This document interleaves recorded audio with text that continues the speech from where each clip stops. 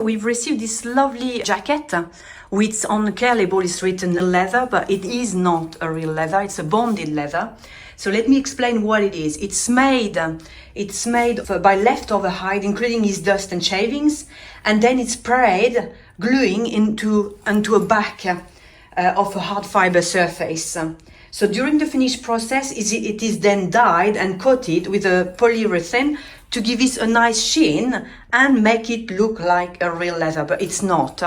The thing is, a lot of companies, what they do, they put it as leather here, so people thinking on the care label, yeah, it is leather, but it's not.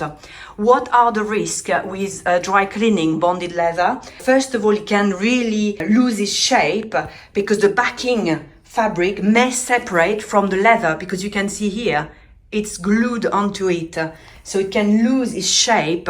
Bonded leather is not as durable as well as real leather.